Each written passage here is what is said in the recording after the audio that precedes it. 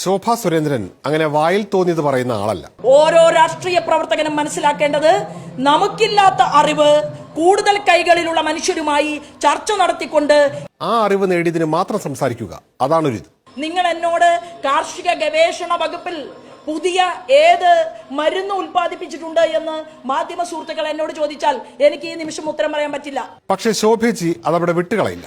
എന്നാൽ ഗവേഷണ വിദ്യാർത്ഥികളുമായി ചർച്ച ചെയ്ത് നാളെ നിങ്ങൾ എനിക്ക് സമയം തന്നാൽ നിങ്ങളുടെ ചോദ്യത്തിന് ഉത്തരം പറയാൻ എനിക്ക് സാധിക്കും. അങ്ങനെ പഠിച്ചെടുത്ത ചില അറിവുകൾ പങ്കുവയ്ക്കുകയാണ് ഇവിടെ. ഒരു MP ഇല്ലാതെ, ഒരു MLA ഇല്ലാതെ കേരളത്തിന്റെ വികസന പദ്ധതികൾ വാരിക്കോരി പ്രഖ്യാപിച്ച ഒരു ഗവൺമെന്റ് ആണ് ഈ കേന്ദ്ര ഗവൺമെന്റ്. MLA ഇല്ലാതെ അറിയാം, പക്ഷെ MP ഇല്ലേ?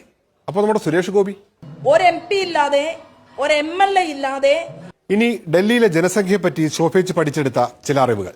46 കോടി ജനങ്ങൾ നിബിഡമായിട്ട് വസിക്കുന്ന ഡൽഹിയുടെയും ഏറ്റവും വലിയ സംസ്ഥാനമായ UP തന്നെ 25 കോടി തികച്ചില്ല. അപ്പോഴാണ് ഡൽഹിയിൽ 46 കോടി.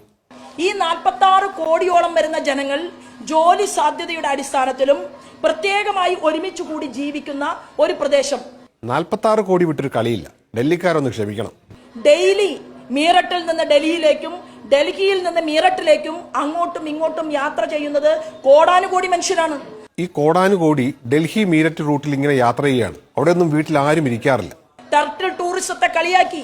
അങ്ങനെ ആമകൾക്ക് ചോദിക്കാനും പറയാനും ഇതാ ഒരാൾ, അതും പഠിച്ച് അറിവ് നേടിയ ശേഷം. ആനയെ കിട്ടിയാലും ആമയെ മാത്രം കിട്ടി എന്ന് പറയുന്ന ഒരു മുഖ്യമന്ത്രിയാണ് നമുക്കുള്ളത്. ശോഭേജിയെ പോലെ അറിവില്ലാത്തതുകൊണ്ടായിരിക്കും. ചേച്ചി പറ. ലോകം മുഴുവൻ ടർട്ടിൽ ടൂറിസവുമായി ബന്ധപ്പെട്ടുകൊണ്ട് ആമകളെ കാണാൻ കേരളത്തിലേക്ക് വരും. ആമകളെ കണ്ടില്ലെങ്കിലും ഇതുപോലെ അറിവുള്ള ആളുകളെ കാണാമല്ലോ.